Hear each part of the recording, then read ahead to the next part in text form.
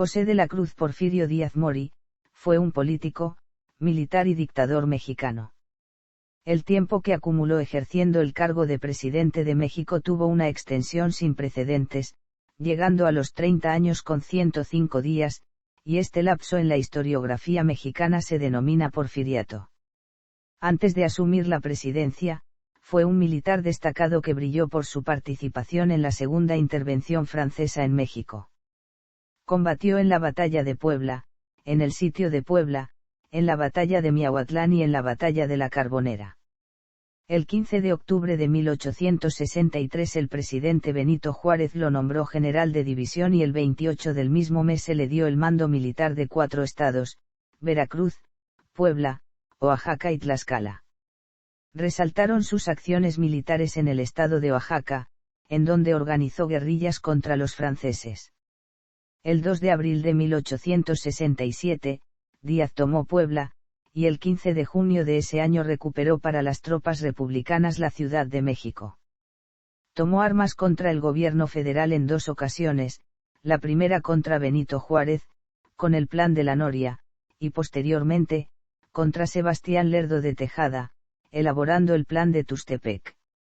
Tras el triunfo del segundo plan, Díaz asumió la presidencia del país en forma interina entre el 28 de noviembre de 1876 y el 6 de diciembre de 1876, y por segunda vez del 17 de febrero de 1877 al 5 de mayo de 1877.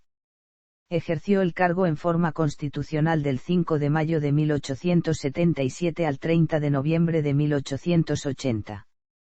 Posteriormente, ejerció la presidencia del país de manera ininterrumpida entre el 1 de diciembre de 1884 y el 25 de mayo de 1911 convencido defensor del progreso positivista. Entre las principales características de su mandato se encuentra la expansión del ferrocarril en México, el crecimiento de la inversión extranjera y el desarrollo del capitalismo en la economía mexicana. Biografía. Primeros años y estudios. Porfirio Díaz nació en Oaxaca, en la antes provincia de Antequera, la noche del 15 de septiembre de 1830 y fue bautizado por su padrino José Agustín Domínguez ese mismo día. Era el sexto de 7 hijos, concebidos en el matrimonio de José Faustino Díaz Orozco y María Petrona Cecilia Mori Cortés, quienes se casaron en 1808, cuando el padre de Díaz manejaba los negocios de una empresa de minas y metales de 5 señores, San José y El Socorro, en el distrito de Ixtlán. Poco tiempo después, José Faustino se enroló en el ejército insurgente de Vicente Guerrero, donde fungió como veterinario, y, tras un tiempo, fue nombrado coronel. En 1819, tras 11 años de matrimonio, la pareja concibió a su primera hija, Desideria. 2 años después nacieron los gemelos Cayetano y Pablo, quienes murieron en la infancia. Luego vino el nacimiento de 2 mujeres más, Manuela y Nicolasa. En 1830 nació Porfirio, y en 1833, el hermano menor, Felipe Díaz Mori. En 1820, los Díaz se establecieron en el centro de la ciudad de Oaxaca, donde compraron un mesón frente al templo de la Virgen de la Soledad, que alojaba a los viajeros que llegaban a la ciudad a comerciar. En este tiempo, José Faustino Díaz montó un negocio dedicado a la herrería, lo que le produjo ganancias que hicieron que su familia tuviera una situación económica holgada durante algunos años. A mediados de 1833, se desarrolló una epidemia de cólera morbus, en la ciudad de Oaxaca. A principios de agosto, José Faustino Díaz se vio infectado, y el 29 de agosto dictó su testamento, dejando todos sus bienes a su esposa, Petrona Mori. Poco tiempo después, el mesón ya no fue rentable y la familia adquirió el solar del Toronjo. Así es como describe Porfirio Díaz en sus memorias, la situación familiar tras la muerte de su padre. Su buen juicio y sus deberes de madre le proporcionaron la manera de prolongar por mucho tiempo aquellos escasos recursos. Las jovencitas Díaz, Manuela, Desideria y Nicolasa se dedicaron a tejer, costurar, y a hacer buenos postres y alimentos para vender y mantener un sustento económico en la familia. Petrona Mori, sembró nopales para la producción y venta de la grana cochinilla. En uno de los patios del solar del Toronjo, la familia criaba cerdos. En 1835, Porfirio ingresó a la Escuela Amiga, institución educativa controlada por la parroquia de Oaxaca donde aprendió a leer y escribir. Pasaba sus días, jugando con amigos y vecinos del solar del Toronjo. Se cuenta que en una ocasión, enojado con su hermano Félix por algún hecho trivial, le puso pólvora en la nariz mientras dormía y le prendió fuego. Desde entonces se le llama a Félix el Chato Díaz. El padrino de Porfirio, José Agustín Domínguez y Díaz, quien era sacerdote y llegaría a ser obispo de Antequera, recomendó a su madre apresurar el ingreso de su hijo al seminario tridentino de Oaxaca. En 1843, Porfirio ingresó al seminario, comenzando con un bachillerato en artes. Durante 3 años, hasta 1846, Porfirio estudió física, matemáticas, lógica, gramática, retórica y latín. En esta última asignatura logró altas calificaciones, por lo que ante la necesidad de conseguir dinero para su familia, empezó a darle clases de latín a Guadalupe Pérez, hijo del licenciado Marcos Pérez. Al producirse la intervención estadounidense en México, en el seminario de Oaxaca surgió la inquietud de luchar contra los invasores, idea que fue respaldada y alentada por los sacerdotes y maestros. En octubre de ese año, varios alumnos se dirigieron a ver al gobernador del estado y solicitarle su ingreso al Ejército Nacional. Porfirio Díaz estaba en ese grupo, y los cadetes fueron asignados al batallón de San Clemente. Sin embargo, poco después, la guerra terminó y los estudiantes no pudieron ir a pelear. Porfirio Díaz daba clases de latín a Guadalupe Pérez, hijo del licenciado serrano destacado Marcos Pérez, quien tenía una fuerte y cercana relación con Benito Juárez. Un día al finalizar una de sus clases, el licenciado Marcos Pérez invitó al joven Porfirio a asistir a una entrega de premios en el Colegio Liberal. Porfirio Díaz aceptó, y fue al evento en donde conoció al entonces gobernador del estado de Oaxaca, Benito Juárez. Al observar el trato abierto y respetuoso de Marcos Pérez y Benito Juárez, y al escuchar discursos que hablaban de los jóvenes como amigos, y los derechos del hombre, Porfirio decidió abandonar el seminario e ingresar en el Instituto de Ciencias y Artes de Oaxaca, entonces considerado herético. Su padrino José Agustín, ya para entonces nombrado obispo de la diócesis, le retiró su apoyo económico y moral. A pesar de haber sido un alumno regular durante toda su carrera escolar, Díaz logró salir adelante en los estudios de Derecho, y a fines de 1850, se convirtió en maestro en ese mismo instituto. Poco tiempo después, y ante la situación económica que pasaba su familia, Porfirio se convirtió en bolero, más tarde trabajó en una armería ensamblando y arreglando rifles, al tiempo que consiguió trabajo como carpintero. En 1854, sustituyó a Rafael Urquiza como bibliotecario del instituto. Cuando Manuel Iturribarría, profesor de la Cátedra de Derecho Natural, abandonó el puesto por enfermedad, Díaz se convirtió en profesor interino. Esto mejoró en parte su situación económica y la de su familia. Díaz estudió Derecho Romano, materia que aprobó con la mejor calificación de su generación. En el instituto, tuvo como compañeros a Matías Romero y José Justo Benítez. De 1852 a 1853 fue alumno de Benito Juárez en Derecho Civil. Tras la muerte de su padre, su hermana Desideria se casó con un comerciante de Michoacán, Antonio Tapia, con quien tuvo varios hijos de los que solamente sobrevivieron 2. Vivió en Michoacán hasta su muerte. Su hermana Nicolasa casó prematuramente y quedó viuda.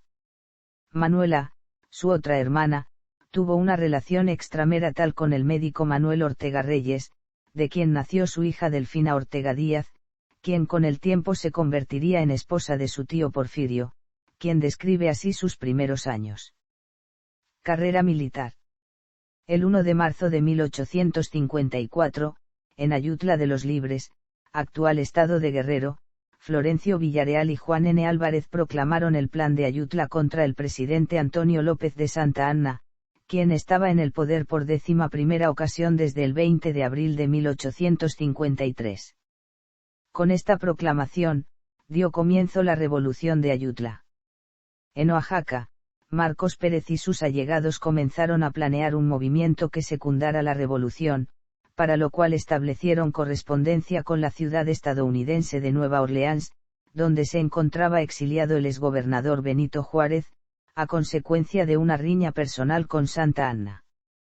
Cuando miembros de la policía secreta del gobierno descubrieron las cartas de los conspiradores, Marcos Pérez y sus compañeros fueron encarcelados en el convento de Santo Domingo.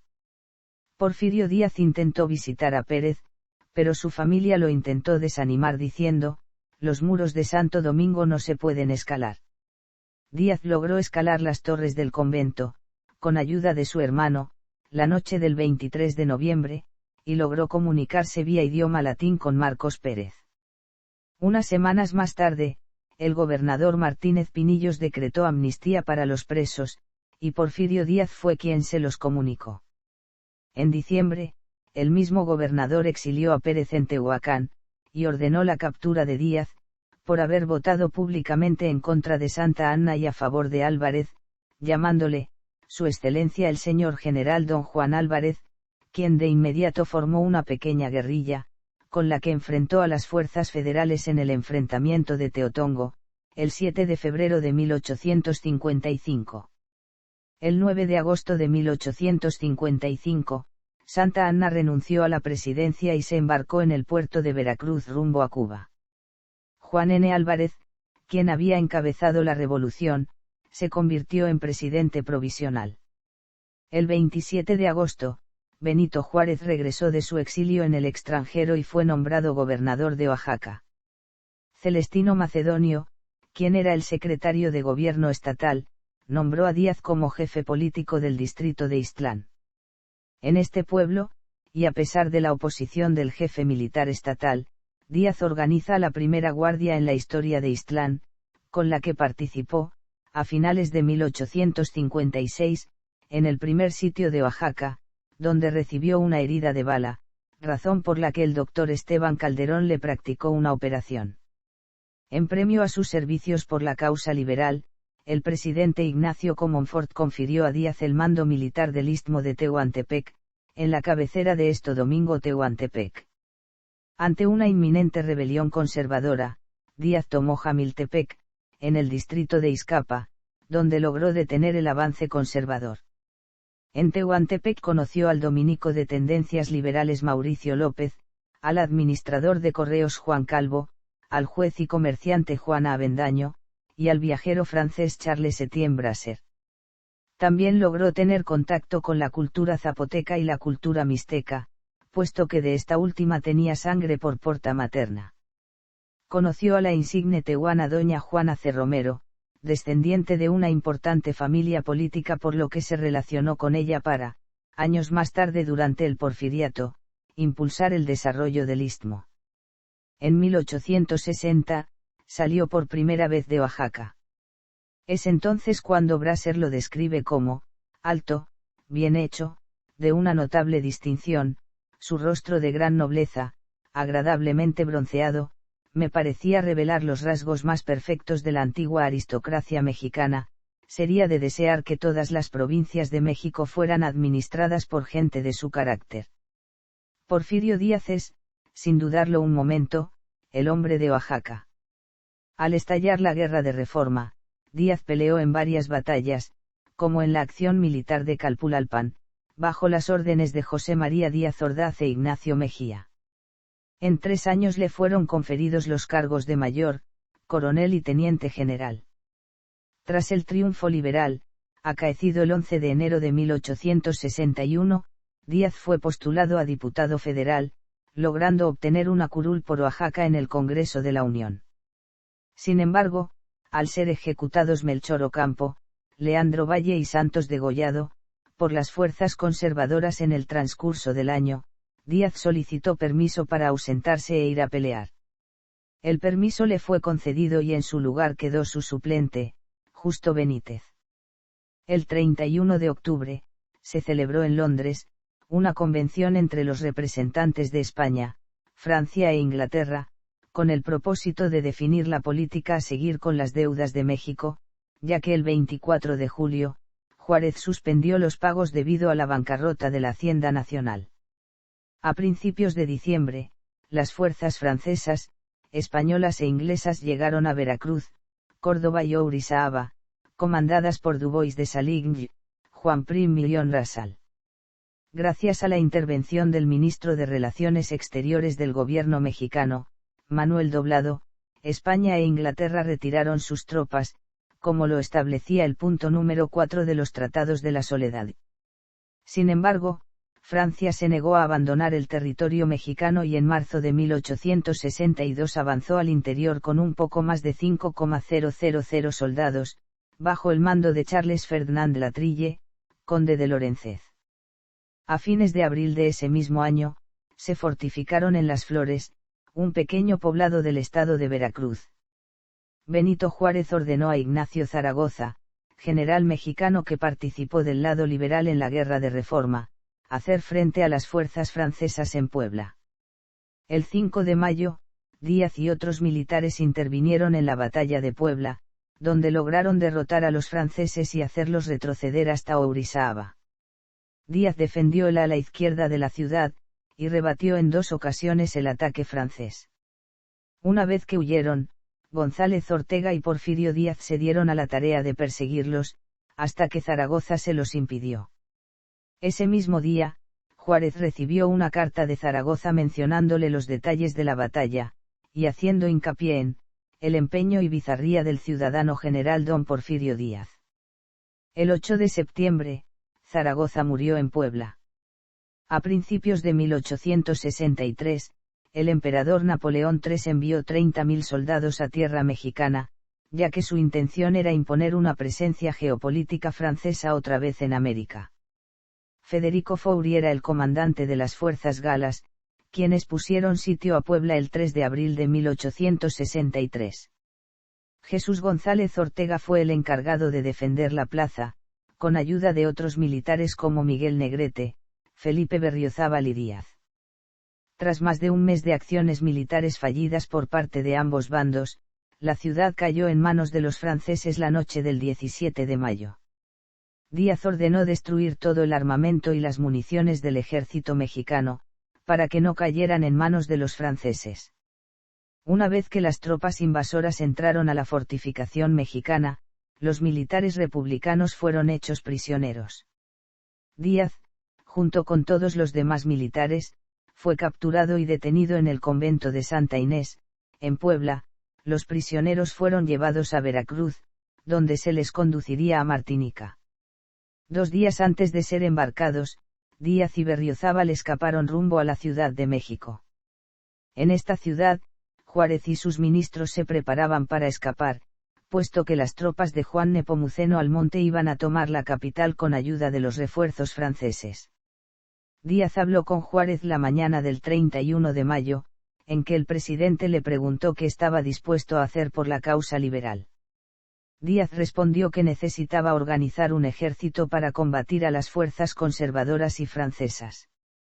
Juárez, por consejo de Sebastián Lerdo de Tejada, le asignó 30,000 a su división militar, con la que Díaz marchó a Oaxaca con el cargo de gobernador interino. Hacia mediados de junio, logró llegar a Oaxaca acompañado de su hermano Felipe y del coronel Manuel González, quien se había escapado de las fuerzas conservadoras en Celaya, cuando el expresidente Comonfort fue derrotado y asesinado. Durante todo el año de 1864, Díaz y González desarrollaron una guerra de guerrillas en Oaxaca, y los franceses nunca pudieron penetrar al estado. Sin embargo, los triunfos de los conservadores aumentaban y Juárez se vio obligado a salir de Monterrey rumbo a Paso del Norte. Un grupo de militares y clérigos conservadores se dirigieron hacia Viena, Austria, en octubre de 1863 a ofrecer la corona del Imperio mexicano al archiduque Maximiliano de Habsburgo y su esposa Carlota de Bélgica. Tras una pequeña encuesta realizada entre los altos círculos políticos y sociales del país, Maximiliano aceptó la propuesta y se convirtió en emperador el 10 de junio de 1864, instaurando así el Segundo Imperio Mexicano. Hacia principios de febrero de 1865, Díaz empezó la fortificación de Oaxaca, puesto que las fuerzas de Aquiles Bazaine estaban a punto de tomar la vieja Antequera. El 19 de febrero Bazaine comenzó el sitio de Oaxaca, y tras varios meses de asedio, Díaz se rindió el 22 de junio. Bazaine ordenó fusilarlo, pero la intervención de Justo Benítez le salvó la vida. Fue confinado a prisión perpetua en el convento de las Carmelitas, en Puebla, por el delito de sedición. Sin embargo, en la prisión, entabló amistad con el barón húngaro Louis de Salignac, quien era el encargado de la cárcel. En una ocasión, cuando el comandante militar de la plaza salió de la ciudad, Díaz intentó escapar a base de un cuchillo y una cuerda. El barón lo descubrió, pero en lugar de delatarlo, lo dejó ir. Esa misma tarde organizó a un centenar de hombres para salir al combate y escribió una carta a Juárez. Era el 20 de septiembre de 1865. Tras más de un año reclutando hombres y pertrechos, Díaz regresó al sur del país, donde fue apoyado por el viejo cacique liberal Juan Álvarez. Reorganizó el ejército de Oriente y con sus tropas triunfó el 3 de octubre de 1866 en la batalla de Miahuatlán y el 18 de octubre en la batalla de la Carbonera. Tras más de 2 meses de preparación y toma de ciudades de Oaxaca, el ejército de Oriente tomó la capital la noche del 27 de diciembre. De inmediato Díaz se erigió en gobernador provisional, destituyó y ejecutó a las autoridades francesas. El arzobispo de Oaxaca lanzó un sermón en contra del gobierno republicano, pero Díaz lo mandó ahorcar bajo el cargo de rebelión. Cuando Díaz salió de Oaxaca, en enero de 1867, nombró como gobernador sustituto a Juan de Dios Borja. El 5 de febrero de 1867, en París, Napoleón III envió un parte a Bazaine ordenando la retirada de las tropas francesas de México, en vista de la presión ejercida por la prensa, la opinión pública y el Parlamento francés, y por la tensión que había con los prusianos que en un futuro cercano haría que estallara la guerra franco-prusiana. Esta medida significó el principio de la caída del imperio, pues las fuerzas conservadores del emperador apenas sumaban 500 soldados. El avance liberal comenzó. Maximiliano, acompañado de los militares conservadores Tomás Mejía y Miguel Miramón, se marchó con sus tropas a Querétaro, donde Mariano Escobedo puso sitio a la ciudad, que se rindió el 15 de mayo. Mientras tanto, Carlota de Bélgica marchó a Viena, París y Roma, donde se entrevistó con Francisco José I, Napoleón III y su esposa Eugenia de Montijo, y con el Papa Pío IX. En los 3 casos, pidió apoyo para su esposo, que le fue denegado. En Roma se volvió loca, y fue recluida el resto de su vida en un castillo de Bruselas, donde murió el 19 de enero de 1927 a la edad de 87 años. En marzo, comenzó el sitio de Puebla, comandado por Díaz. Durante más de 3 semanas cortó la comunicación de la ciudad y derrotó a las tropas de Leonardo Márquez, quien después de ser vencido por los liberales, huyó a Toluca. Tras varios días de meditaciones, la mañana del 2 de abril de 1867, Díaz asaltó Puebla. Así culminó la acción militar conocida como Batalla del 2 de abril, en la que cayó Puebla, única ciudad en el sur que estaba en poder de los franceses. Solo faltaban por caer Querétaro y la capital. Márquez había logrado fortificar a 700 hombres en las llanuras cercanas a Toluca, ciudad ante la cual Díaz y sus hombres se dirigían. La mañana del 16 de abril comisionó al comandante Gonzalo Montes de Oca a enfrentar a Márquez. El resultado fue favorable a las tropas mexicanas, y Márquez huyó hacia Cuba, donde murió en 1913. A este hecho se le conoce como Batalla de las Lomas de San Lorenzo y a partir de ella comenzó el sitio de la Ciudad de México, que se prolongó hasta el 15 de junio, cuando todo el país ya se encontraba en manos de los republicanos. Durante el sitio y a la hora de entrar en la ciudad, Díaz prohibió los saqueos y los robos, 2 militares lo desobedecieron y fueron fusilados. El 15 de mayo Maximiliano entregó la plaza de Querétaro a Mariano Escobedo, y fue hecho prisionero junto a Miramón y Mejía. Tras un juicio sumario por quebrantar las leyes internacionales, la soberanía nacional y el Tratado de la Soledad, fueron fusilados la mañana del 19 de junio, a pesar de que varios personajes intentaron salvar la vida del emperador, como Víctor Hugo, escritor francés, escribió a Juárez pidiendo clemencia para el emperador. La condesa de Saham, quien intercedió por Maximiliano ante Díaz, hizo lo mismo ante Juárez, pero la respuesta fue la misma. A la población de México se le hizo creer que Maximiliano aún vivía y que regresaría triunfante a la capital, hasta que Díaz hizo circular un panfleto desestimando esta teoría. Juárez hizo público su reconocimiento a Díaz en una carta a Guillermo Prieto, que afirmaba. En su discurso final del 15 de julio, día en que entró a la capital, Juárez reconoció públicamente a Díaz, quien fue premiado con una división y una hacienda en Oaxaca, conocida como Hacienda de la Noria, donde años más tarde sería proclamado el Plan de la Noria. Su hermano Felipe fue elegido gobernador de Oaxaca, por votación popular, cargo en el que estaría hasta 1871. Tras ello, Díaz se retiró a Oaxaca a vivir. Durante las guerras en que se vio envuelto, Díaz se relacionó amorosamente con varias mujeres. La primera y la más conocida de sus aventuras amorosas fue la sostenida con Juana Catalina Romero, durante los años de la Guerra de Reforma. Cuenta una leyenda que durante la batalla de Miahuatlán, Díaz se ocultó bajo las enaguas de Juana Catalina. Esta relación duró más allá de la guerra, cuando Díaz ya era presidente y por ello favoreció la zona de Tehuantepec. Un relato popular cuenta que el tren de la ciudad atravesaba por la hacienda de Juana Catalina, y que el presidente saltaba del vagón para visitarla. Otra aventura que Díaz mantuvo fue con la soldadera Rafaela Quiñones, durante toda la Guerra de Intervención.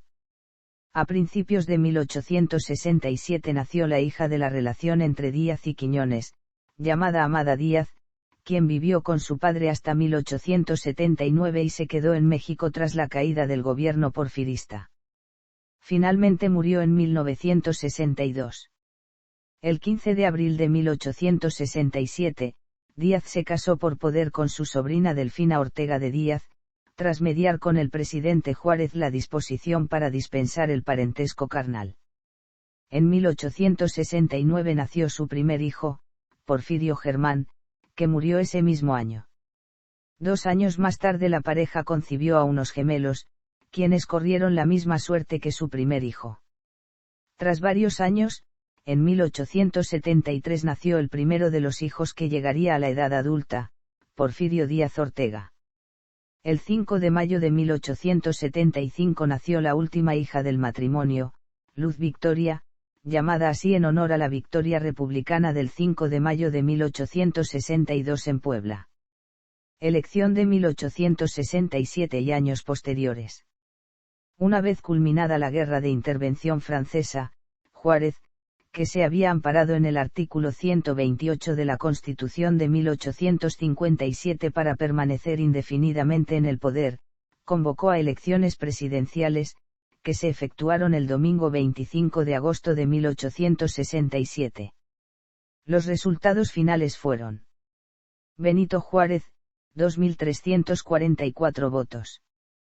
Porfirio Díaz, 785 votos. Por lo tanto, el Congreso, a través del presidente de dicho órgano, Manuel Romero Rubio, declaró a Benito Juárez como ganador de las elecciones presidenciales y mandatario constitucional para el periodo comprendido entre el 1 de diciembre de 1867 y el 30 de noviembre de 1871. El bando oficial fue publicado en las calles de la Ciudad de México, el 23 de septiembre. Porfirio Díaz se sintió derrotado y abatido por el triunfo de Juárez en las elecciones. Decidió retirarse a la Noria, donde el 2 de febrero de 1868 le fue anunciado el cese del Ejército de Oriente, que en julio del año anterior fue reducido a solo 4.000 soldados. Al mismo tiempo, Juárez, por conducto de Matías Romero, ministro de Gobernación, le ofreció encabezar la legación mexicana en Washington D.C., Estados Unidos de América. Díaz, sin embargo, rechazó la propuesta. Durante 1869 y 1870, Díaz vivió en La Noria, al lado de su esposa Delfina. Fue en esta época cuando se procrearon los hijos que morirían en la infancia. Delfina pensó que se trataba de un asunto de índole religiosa, ya que ellos se habían casado siendo parientes carnales y no se obtuvo la dispensa necesaria sino hasta 1880. En La Noria, Díaz desarrolló la fundición de cañones, pólvora y municiones, además de la agricultura. Mientras tanto, su hermano Félix Díaz Mori fue elegido gobernador de Oaxaca. En su periodo al frente del gobierno estatal, tuvo un enfrentamiento por el impuesto a la madera, con los habitantes de Juchitán. El 17 de febrero de 1870, el gobernador y un regimiento de más de 500 soldados, entró en la ciudad y mató a varias personas, entre ellos mujeres y niños, todo esto a fin de sofocar el levantamiento que se había producido. Antes de salir, entró con sus soldados a saquear la iglesia del pueblo.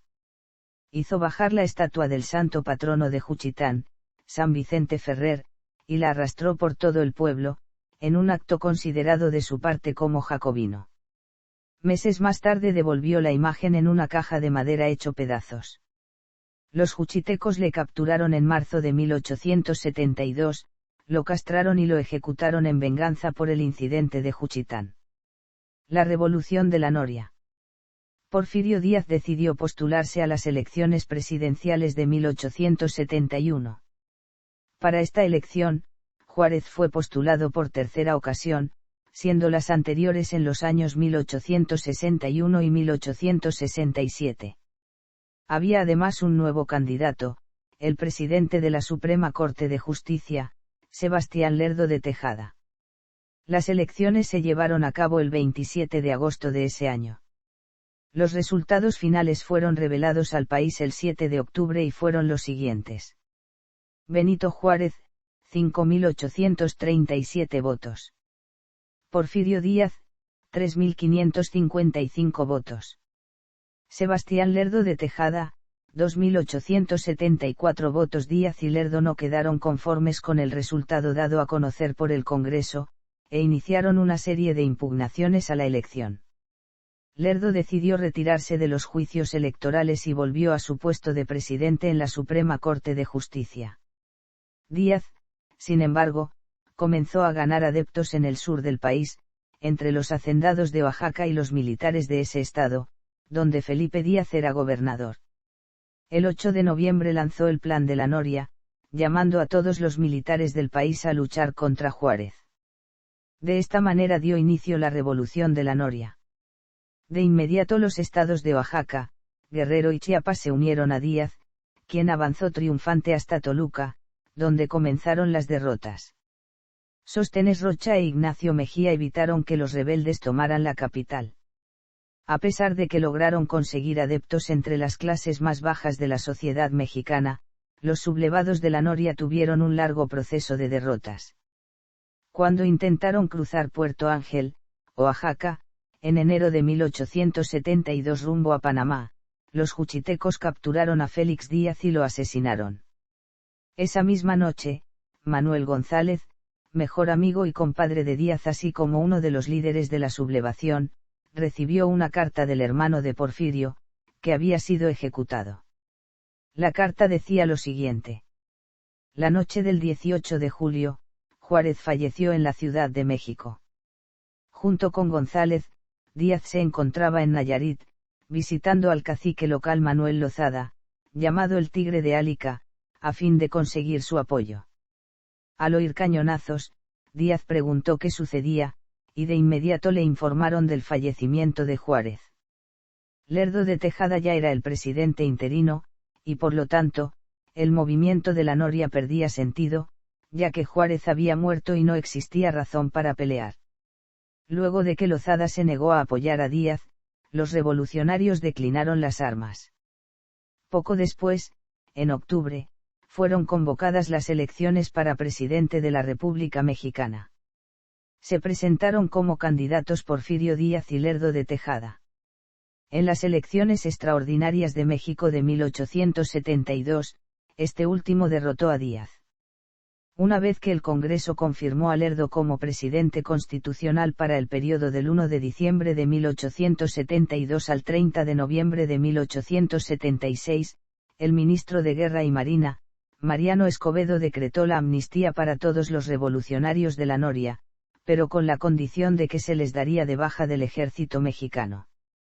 Una vez derrotado y en un escándalo público ante la prensa, Díaz volvió a Oaxaca, donde se encontró con la noticia de la muerte de su hija. La crisis económica por la que pasaba, lo obligó a vender la hacienda de la Noria e irse como asociado en una finca dedicada al cultivo de azúcar, ubicada en la localidad de Tlacotalpan, Veracruz. Ahí, en el clima veracruzano, la familia de Porfirio Díaz logró conseguir una relativa estabilidad económica, puesto que además del cultivo de azúcar, se dedicó a la carpintería, e incluso logró inventar una mecedora integrada con abanico automático. Sin embargo, Porfirio conservaba sus viejas ambiciones políticas. En octubre de 1874 fue postulado como candidato a diputado federal y ganó la elección. Una vez instalada la Cámara de Diputados, uno de los primeros dictámenes de la nueva legislatura fue aprobar una propuesta de la Comisión de Hacienda, relativa a disminuir la pensión de los militares retirados del Servicio Nacional, así como reducir de una manera significativa el sueldo de los soldados activos en el ejército. Díaz, junto con otros diputados de extracción militar, se opusieron a la propuesta de Hacienda. Justo Benítez, quien para entonces se había convertido en el intermediario político de Díaz, sugirió al militar que pronunciara un discurso en la tribuna del Palacio Legislativo. Tras mucho meditarlo, Díaz accedió a hablar en público. Aun cuando él mismo conocía su falta de habilidad como orador, intentó elaborar un discurso.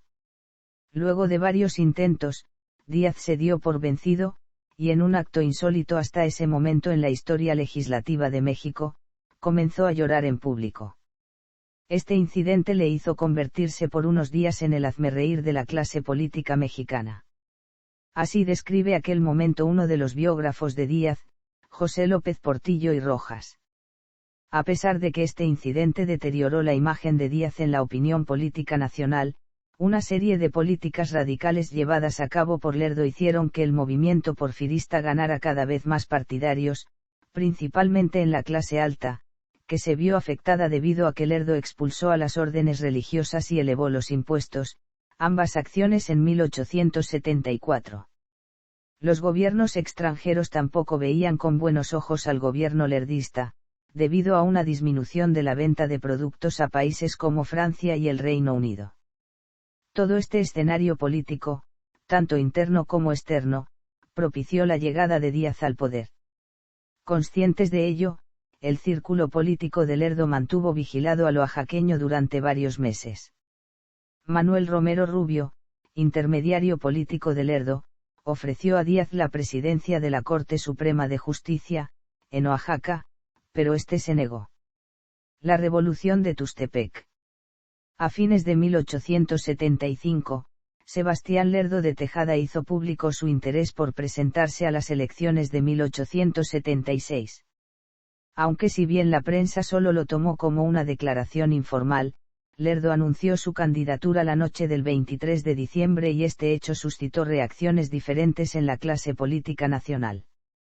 Porfirio Díaz, quien para entonces también se lanzó a la candidatura presidencial, comenzó una serie de manifestaciones públicas contra Lerdo, pero rápidamente fueron sofocadas por órdenes del mismo presidente Lerdo. Las acciones de represión hacia los partidarios porfiristas llevadas a cabo por la policía secreta, causaron aún más descontento hacia el lerdismo. El 10 de enero de 1876, con el apoyo de varios militares de diversos lugares del país y con el respaldo de la Iglesia Católica, que se había visto afectada por las medidas de Lerdo, Porfirio Díaz lanzó en la población de Tuxtepec, el Plan de Tuxtepec. Así dio comienzo la Revolución de Tuxtepec, la última guerra del siglo XIX en México. Las derrotas que Díaz y sus partidarios comenzaron a sufrir no se hicieron esperar, puesto que la mayor parte del ejército permanecía fiel a Lerdo. Mariano Escobedo, derrotó el 10 de marzo de 1876 a Díaz en Icamole, Nuevo León. Se dice que Porfirio Díaz lloró, al verse derrotado y abatido. Por esta razón se le conoció, durante el resto de la guerra, como el Llorón de Icamole. Tras la derrota de Icamole, los lerdistas estaban seguros de su victoria sobre los revolucionarios de Tustepec y disminuyeron la actividad militar en el país. Sin embargo, Donato Guerra, Justo Benítez y Manuel González siguieron una guerra de guerrillas al interior de México. Díaz, mientras tanto, se embarcó a Cuba en un barco que salió de Tampico, Tamaulipas, haciéndose pasar por el médico español Gustavo Romero. Una vez llegado a La Habana, logró conseguir armas y varios adeptos entre los esclavos de Cuba, puesto que la isla aún se encontraba en poder de los españoles. Cuando regresó a México, tomó la zona correspondiente a Veracruz y San Luis Potosí, mientras que Manuel González y Benítez tenían capturado el estado de Guerrero. A principios de noviembre comenzó el ataque hacia Puebla. Para entonces, Alatorre fue destituido del cargo de ministro de guerra y en su lugar fue nombrado Mejía. Escobedo, acompañado de varios contingentes lerdistas, entre ellos el de Alatorre, se fortificó en Tecoac, una localidad tlaxcalteca. El 16 de noviembre, Díaz y Escobedo se enfrentaron en ese paraje. En principio, la batalla iba a ser ganada por las tropas lerdistas, pero la intervención de Manuel González y sus refuerzos, lograron derrotar a las tropas federales. Se dice que al término de la batalla, cuando los lerdistas huyeron, Díaz habló con González, herido en la batalla, y le dijo: «Compadre, gracias a usted hemos ganado, y por eso, será usted mi ministro de guerra». Una vez terminada la guerra civil, Díaz llegó a la Ciudad de México el 21 de noviembre, y ese mismo día se erigió en presidente provisional de la República Mexicana. Sin embargo, José María Iglesias, presidente de la Suprema Corte de Justicia, alegaba que al ser el sustituto constitucional de Lerdo, y haber huido del país, Iglesias debería convertirse en presidente el 1 de diciembre. Por lo tanto, a sus partidarios se les conoció como decembristas. Para ese momento, tres grupos se disputaban la presidencia: decembristas, lerdistas y porfiristas. Los decembristas se habían acuartelado en Guanajuato y el brazo militar del partido político era Felipe Berriozábal. Díaz dejó en la presidencia a Juan N. Méndez y el 22 de diciembre salió de la capital con una división compuesta por 5.000 soldados rumbo al estado de Guanajuato, donde logró derrotar a las fuerzas decembristas en marzo de 1877. Gracias a la mediación de Justo Benítez, Iglesias y Díaz llegaron a un acuerdo, en el que el primero habría de reconocer a Díaz como virtual presidente, y a cambio le cedería la gubernatura de su estado natal, Michoacán. Tras todos los preparativos políticos llevados a cabo por Benítez y González, Porfirio Díaz se convirtió en presidente la mañana del 5 de mayo de 1877, día en que protestó su cargo ante el Congreso de la Unión, después de haberse celebrado las elecciones de 1877 de forma extraordinaria. Primer mandato presidencial. Dentro del marco porfiriano, este periodo de la historia de México, estuvo marcado por la influencia del positivismo, teoría política francesa creada por Augusto Comte. A partir de entonces, el orden establecido por Díaz durante la última mitad del siglo XIX en México se basaría el orden y la llamada paz porfiriana. Ellos serían el orden y progreso. El cumplimiento de ellos, según Justo Sierra, ministro porfiriano, llevó a México a la cúspide del progreso. El principal objetivo de Díaz en su primer mandato fue ganarse la confianza de los Estados Unidos de América, que pasaba por un serio problema político. Así, Díaz debió realizar una serie de maniobras políticas para ganar el reconocimiento estadounidense. La negativa del embajador John W. Foster a negociar con México dificultó la situación aún más.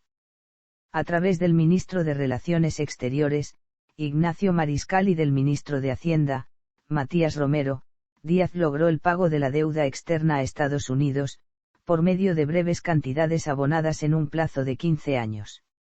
En su mensaje a la nación del 1 de abril de 1893 se dio por finalizado el pago de la deuda mexicana. Otro asunto prioritario para Díaz fue la pacificación del país. Desde finales de la Guerra de Independencia de México, varias bandas de ladrones se colocaban en las orillas de caminos, con el fin de asaltar los vagones cargados de bienes que eran llevados a la capital y a otras ciudades importantes del país, como Puebla o Veracruz.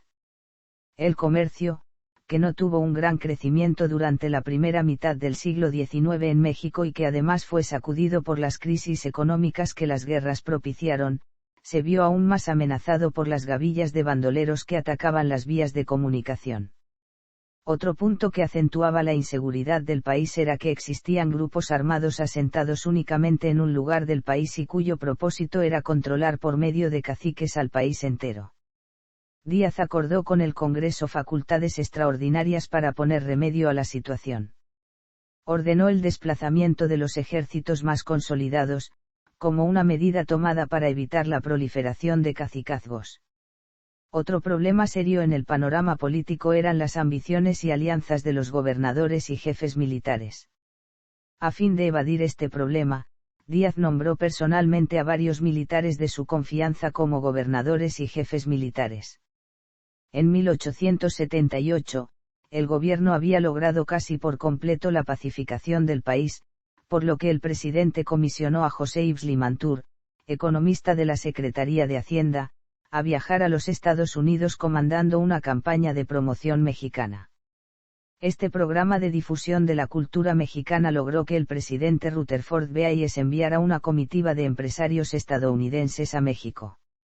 Sin embargo, el embajador Foster escribió al Departamento de Estado, alertando sobre los peligros de México, pero a pesar de sus esfuerzos por impedir el viaje, los empresarios llegaron a México el 2 de marzo, y tras una serie de viajes por todo el país, Hayes concedió a México el reconocimiento oficial la tarde del 9 de abril de 1878. Hacia principios de 1879, comenzaron a surgir rumores acerca de quién sería el candidato oficial a la presidencia de la República, pues en el año de 1880 se celebrarían elecciones. Se mencionaban los nombres del ministro de Guerra y Marina, Manuel González, y del asesor personal del presidente, Justo Benítez. La prensa difundió el nombre de Protasio Tagle, ministro de Gobernación, como tercer candidato. Como era natural en las sucesiones presidenciales del siglo XIX, comenzaron las revueltas que apoyaban a un candidato en específico. Estas rebeliones fueron encabezadas por Trinidad García de la Cadena, en Zacatecas, Domingo Nava, en Sinaloa, Ramírez Terán en Mazatlán y los motines de indígenas mixtecos en los valles de Tamazunchale. Una de las rebeliones más sonadas y que más repercutieron en la opinión pública del país, fue el incidente político que sucedió en Veracruz, a fines de junio de 1879. Un grupo de lerdistas armados había llegado del extranjero tras más de 3 años preparando su revuelta. A bordo del buque Libertad, 500 soldados desembarcaron en el puerto la madrugada del 14 de junio y comenzó el ataque a la ciudad.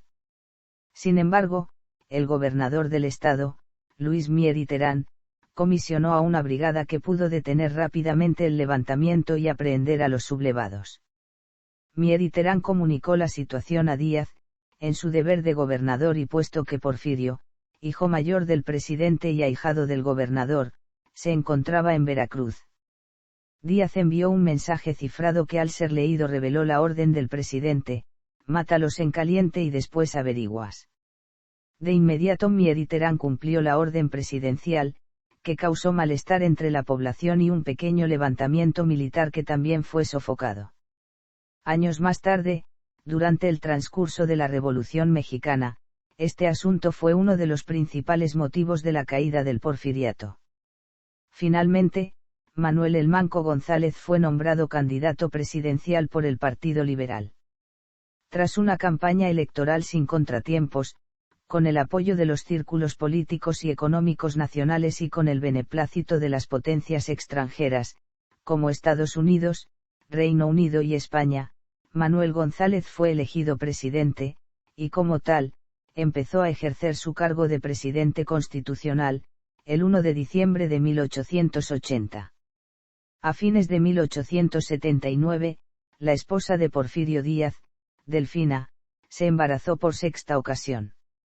Tras un embarazo relativamente estable, el parto estaba programado para la madrugada del 5 de abril de 1880. Sin embargo, la madrugada del 2 de abril, el parto tuvo que adelantarse, y con ello nació Victoria, la última hija del matrimonio, llamada así en honor a la batalla librada en Puebla 13 años atrás y que Díaz había ganado.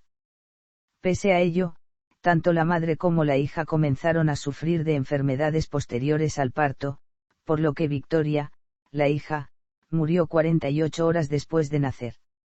Delfina enfermó gravemente de pulmonía y los médicos no le dieron esperanzas, así que decidió casarse por la Iglesia.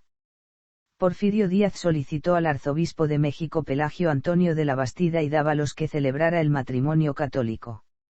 El arzobispo pidió a Díaz su abjuración, de haber proclamado públicamente la Constitución liberal. Díaz redactó su retracción, que fue leída por el arzobispo. Poco tiempo después, uno de los enviados de la Bastida ofició el matrimonio la noche del 7 de abril, y Delfina murió en la mañana del 8 de abril. Presidencia de Manuel González. Manuel González fue un militar nacido en 1833, en Tamaulipas. Participó en la intervención estadounidense en México, como teniente y más tarde combatió en la Guerra de Reforma, del lado del Partido Conservador. Sin embargo, durante la segunda intervención francesa en México, decidió abandonar las filas conservadoras e ingresar en el ejército liberal, debido a un recuerdo suyo de la intervención estadounidense, en que su padre fue asesinado por las tropas norteamericanas. Este incidente le hizo cambiar de bando ante la nueva invasión extranjera. Durante la guerra contra los franceses, González peleó junto a Díaz y se convirtió en lugarteniente general del Ejército de Oriente, participando de esta forma en muchas de las batallas libradas contra el ejército francés. Cuando Díaz estuvo preso en Puebla, durante 1865, González fue quien mantuvo la guerrilla en Oaxaca. Durante la batalla del 2 de abril, González recibió una herida de bala en el brazo derecho, a nivel del codo, el cual lo destrozó, por lo que le fue amputado ese mismo día. Durante la revuelta ocasionada por el Plan de la Noria, González apoyó a Díaz a pesar de la derrota del ejército sublevado. Nuevamente, durante la revolución de Tuxtepec, González se mostró fiel al ejército de Díaz, al que salvó de la derrota final el 16 de noviembre de 1876, en la batalla de Tecoac. Herido en este último enfrentamiento, Díaz lo nombró ministro de guerra en premio a sus servicios en la guerra. A finales de 1879 fue nombrado candidato presidencial y un año más tarde asumió la presidencia. Durante su gobierno, Manuel González impulsó la creación de ferrocarriles, dio concesiones para la creación de la primera red de telégrafos en el país y la fundación de dos bancos, el Banco Nacional Mexicano, con capital del Banco Franco-Egipcio, y el Banco Mercantil Mexicano, fundado por comerciantes españoles y mexicanos residentes en México.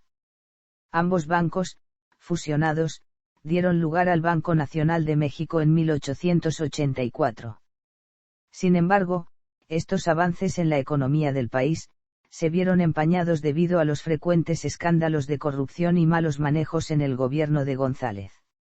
En noviembre de 1881, la emisión de la moneda de níquel, que sustituía al circulante de plata, provocó una crisis económica.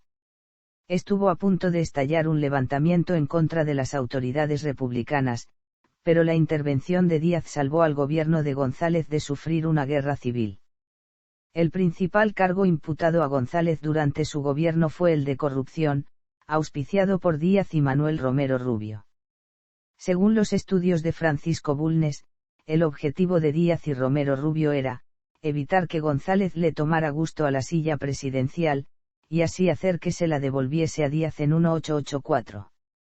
Salvador Quevedo y Zubieta, un intelectual afín a Díaz, comenzó una campaña de desprestigio dirigida a González, aduciendo que a raíz de perder su brazo derecho, el presidente había desarrollado un gran apetito sexual, y que había mandado traer de Circasia, Rusia, a una mujer que se hospedaba en su hacienda de Chapingo. A pesar de que este rumor nunca fue comprobado, el presidente González sí logró la reforma del Código Civil para poder heredar a su segunda familia, la formada con Juana Horn. Porfirio Díaz fue nombrado por Manuel González como ministro de Fomento, y desde ese puesto coordinó la campaña contra González. Luego de enviudar, el general Díaz comenzó a participar en las reuniones sociales de la clase política mexicana. En mayo de 1881 conoció a Carmen Romero Rubio en una fiesta organizada por el embajador Foster. Con el pretexto de tomar clases de idioma inglés, Díaz frecuentó la casa de Romero Rubio y comenzó a cortejar a Carmen. Tras varios meses de relación informal, la pareja se casó el 5 de noviembre de 1881. En febrero de 1881, siguiendo el consejo de Carlos Pacheco Villalobos, uno de sus principales consejeros, el presidente González ordenó la postulación de Díaz como gobernador de Oaxaca.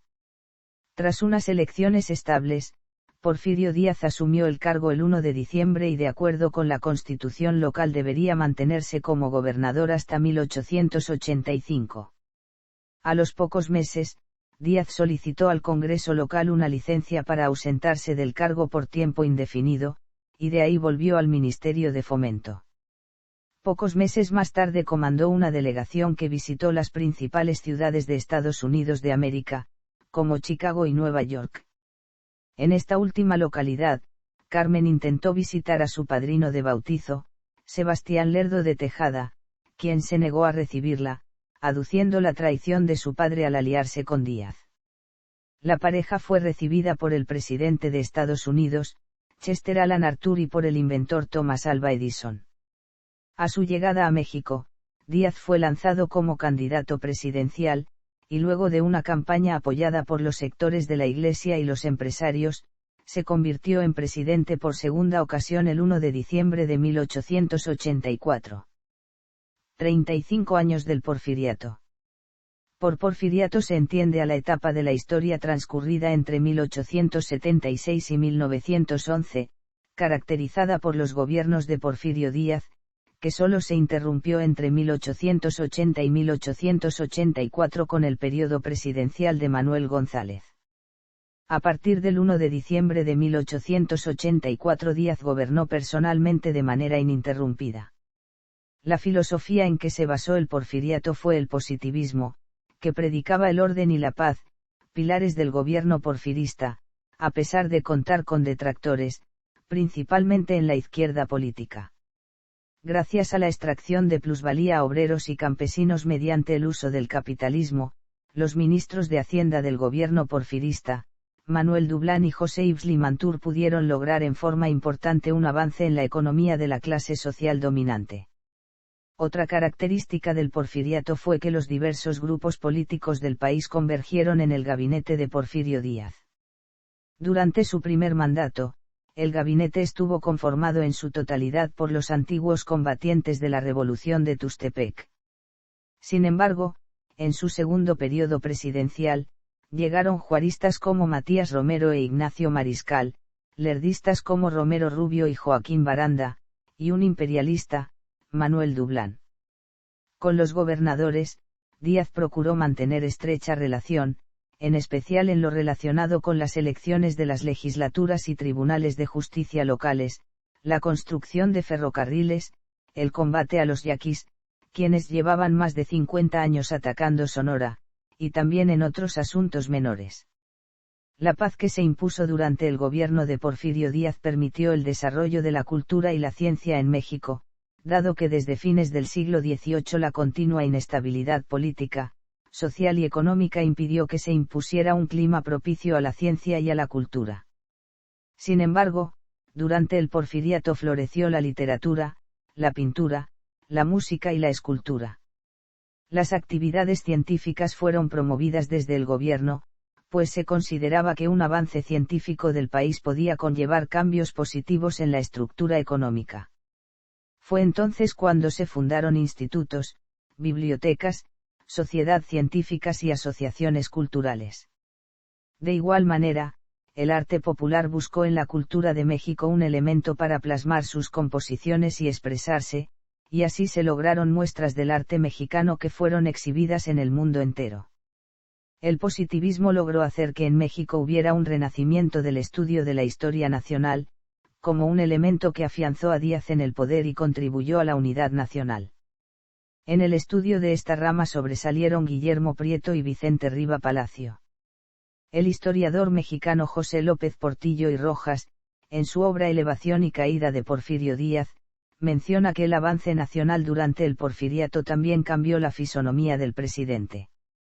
En noviembre de 1881, 3 años antes de comenzar su segundo periodo presidencial, el general oaxaqueño contrajo matrimonio con Carmen Romero Rubio, proveniente de las familias con mayor abolengo y alcurnia en la alta sociedad mexicana. Hasta ese año, según los relatos de la época, Díaz contaba con todos los rasgos de un militar formado en los campos de batalla, tosco en su modo de tratar con la gente, brusco, con un vocabulario adecuado para hacerse valer por encima de sus soldados, acostumbrado a escupir y sin mucho respeto por las formas sociales. Sin embargo, como el mismo Díaz relató años más tarde en sus memorias, su esposa Carmen se dedicó a formarlo dentro de la sociedad mexicana. Le enseñó el idioma inglés, y nociones de idioma francés, los modales de la alta sociedad, la forma de moverse y expresarse, la forma de comer, el vocabulario adecuado para cada situación. Su fisonomía, como afirmó López Portillo y Rojas, en efecto, había cambiado. Del color moreno de su piel, pasó a tomar un tono más tostado. Como afirman varios testimonios de historiadores de la época, al regresar a la presidencia en 1884, Díaz ya no era Porfirio sino más bien don Porfirio. Esta opinión la expresó el obispo oaxaqueño Eulogio Guilou a un diario de filiación católica en 1887. Economía. Cultura y sociedad. Vida privada. Política. Relaciones con la Iglesia. Relaciones internacionales. Control de la prensa. Represión política. Primeras rebeliones campesinas. El exterminio de los yaquis. Guerra de castas. La rebelión de Tomochi. Las reelecciones. Crisis política anterior a la revolución y derrocamiento de Díaz. Exilio y muerte. Tras renunciar, Díaz y su familia comenzaron a empacar sus cosas para retirarse al exilio, en París, Francia. Tras despedir a sus antiguos sirvientes pagándoles en monedas de oro, la familia Díaz se marchó a la estación de trenes de Santa Clara, al sur de la capital. El general de división Victoriano Huerta fue el encargado de escoltar la caravana hacia Veracruz, de donde tomarían un barco de vapor a La Coruña. El 26 de mayo, Porfirio y Carmen Romero Rubio, acompañados de los hijos del general, a excepción de Amada, y de las hermanas de Carmen, salieron rumbo al puerto de Veracruz. En el trayecto, la mañana del 27 de mayo, poco antes de llegar a la ciudad de Orizaba, el tren fue atacado por bandoleros, que sin embargo fueron repelidos por las fuerzas federales de Huerta, y lograron capturar a más de la mitad de los asaltantes.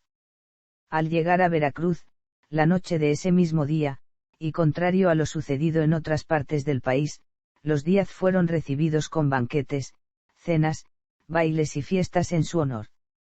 Finalmente, la mañana del 31 de mayo, a bordo del buque alemán Ipiranga, Porfirio Díaz y su familia abandonaron el país.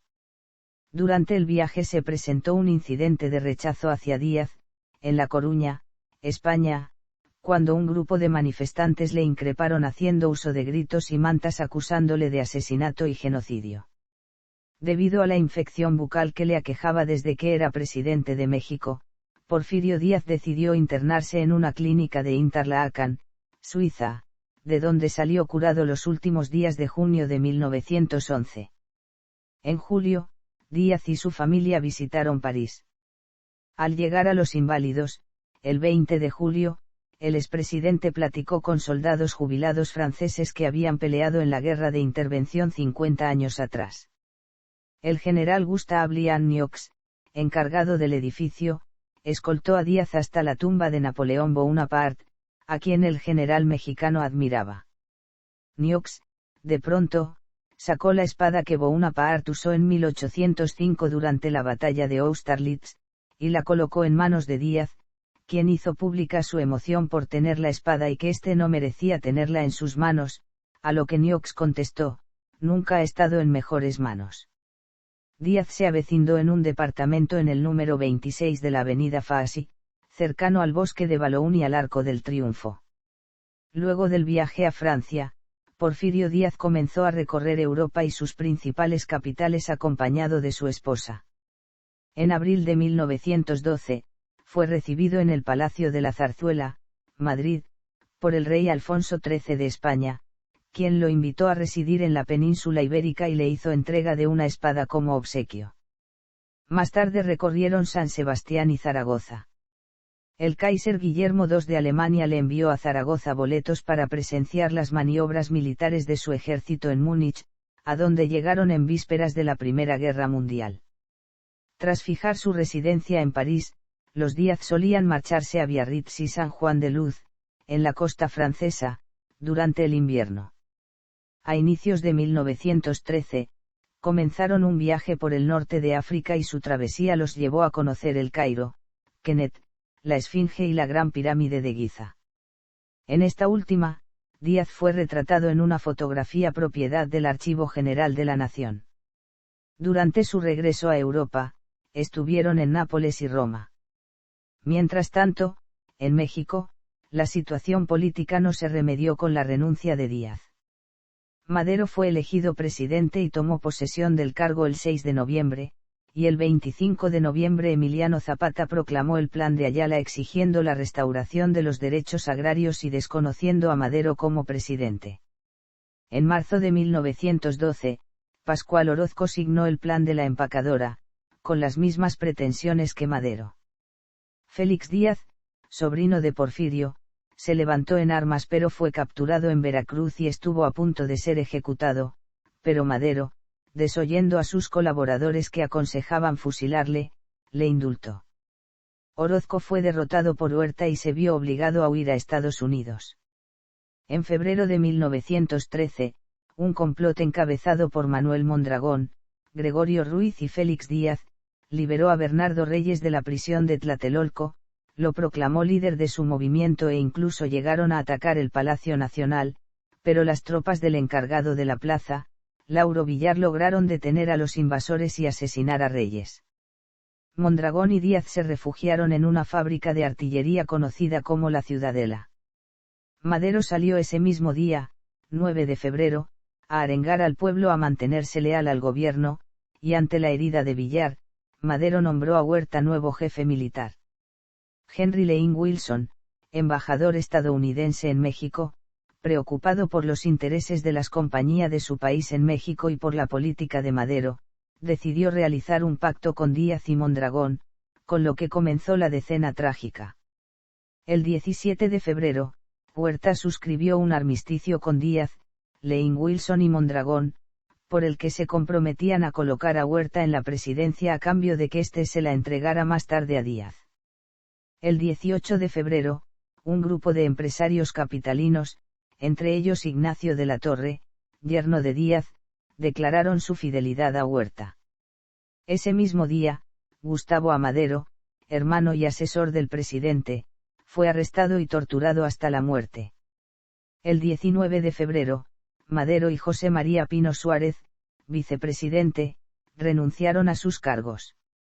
Pedro Lascurain se hizo cargo del Poder Ejecutivo 45 minutos y su único acto de gobierno fue nombrar a Huerta como secretario de Relaciones Exteriores. Acto seguido renunció y Victoriano Huerta entró a la presidencia. Madero y Pino Suárez fueron conducidos a la cárcel Palacio de Lecumberri donde no fueron ingresados, sino que, tras la simulación de un ataque durante el trayecto, murieron asesinados el 22 de febrero. En París, Díaz comenzó a tener conocimiento de las rebeliones que se habían dado en México, gracias a que varios de sus viejos amigos solían ir a visitarlo. A fines de 1913, Porfirio recibió la visita de sus hijas Amada y Luz, quienes permanecieron con su padre unos cuantos meses y juntos recorrieron Suiza y los Alpes. Durante los últimos meses de 1914 y los primeros de 1915, su salud comenzó a deteriorarse seriamente y más tarde, en junio de 1915, su médico le ordenó absoluto reposo, por lo que tuvo que dejar sus diarias caminatas matinales por el bosque de Bolonia. Según los relatos de Carmen Romero Rubio, su esposo padecía de alucinaciones. Se dice que en sus últimos días de vida, el ya viejo hombre Porfirio Díaz pronunciaba repetidamente el nombre de su hermana Nicolasa. El 2 de julio, finalmente, ya había perdido la palabra y la noción del tiempo. Su médico de cabecera fue llamado al mediodía, y a las 6 de la tarde con 32 minutos, hora de Francia, José de la Cruz Porfirio Díaz Mori falleció a la edad de 84 años. Restos mortales. Fue enterrado en la iglesia de Saint-Honoré-le-Eylau, y el 27 de diciembre de 1921 sus restos fueron trasladados al cementerio de Montparnasse en París. Cuando Carmen Romero Rubio volvió al país en 1934 dejó sus restos en Francia. Desde el año de 1989 se han expresado intenciones de regresar a México los restos de Díaz, sin que hayan conseguido resultados. Condecoraciones. A lo largo de su vida, Porfirio Díaz recibió numerosas condecoraciones, tanto nacionales como extranjeras, siendo considerado hasta la fecha como el hombre más condecorado de México. Nacionales. Cruz, collar y placa a la constancia militar 25, 30, 35, 40 años de servicio. Cruz de primera clase por combatir la intervención francesa de 1867. Medalla de honor por la batalla de Pachuca. Medalla de honor por la batalla de Aculcingo. Medalla por la batalla del 5 de mayo. Cruz y placa por el sitio de Puebla. Medalla y placa al mérito militar. Barra gafete por la guerra de Reforma. Condecoración del Estado de Guerrero. Medalla de honor del Estado de Oaxaca. Medalla de honor del Estado de Puebla. Condecoración especial del 2 de abril de 1867, Puebla. Extranjeras. Caballero Gran Cruz de la Orden de Carlos III. Gran Cruz de la Real Orden de la Espada de Suecia. Gran Cruz de la Orden del Libertador. Gran Collar de la Orden de la Torre y de la Espada de Portugal. Caballero Gran Cruz de la Legión de Honor. Gran Cruz de la Orden Suprema e Imperial del Crisantemo del Japón. Caballero Gran Cruz de la Orden de los Santos Mauricio y Lázaro. Gran Cruz de la Orden Española del Mérito Militar. Gran Cruz de la Orden Leopoldo de Bélgica. Caballero Gran Cruz de la Orden del Águila Roja. Caballero Gran Cruz de la Orden de San Esteban de Hungría. Gran Cruz con diamantes de la Orden del Sol y el León de Persia. Gran Cruz de la primera clase del primer grado de la Orden Imperial del Dragón Doble de China. Cruz de la Orden del Baño. Gran Cruz de la Real Orden del León Neerlandés del Reino de los Países Bajos. Caballero Gran Cruz de la Orden de San Alejandro Nevsky.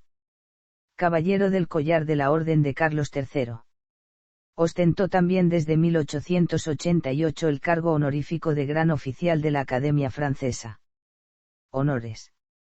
En septiembre de 2015 la ciudad de Orizaba, Veracruz se convirtió en la primera ciudad de México en develar una estatua en honor de Porfirio Díaz en un parque público entre otros actos y reconocimientos por acuerdo del ayuntamiento.